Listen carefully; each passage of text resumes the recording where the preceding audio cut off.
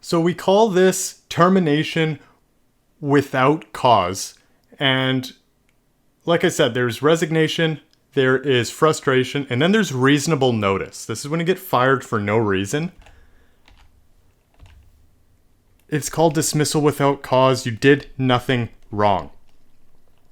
But since you can get fired for doing nothing wrong, your employer has to give you reasonable notice of that dismissal without cause. So what does that mean? Well, there's two options for what reasonable notice means.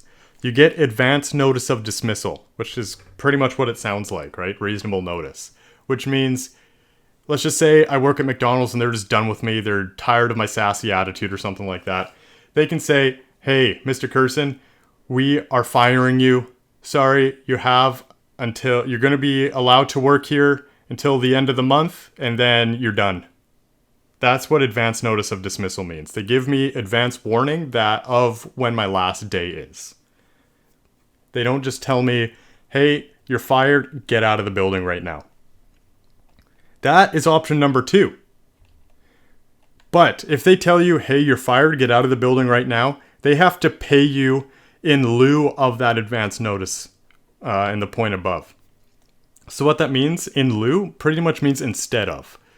So they have to pay you instead of giving you that advance notice.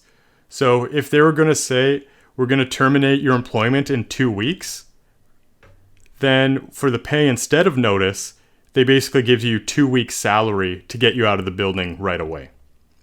So paying the employee equal to the salary they would have received if given that advance notice.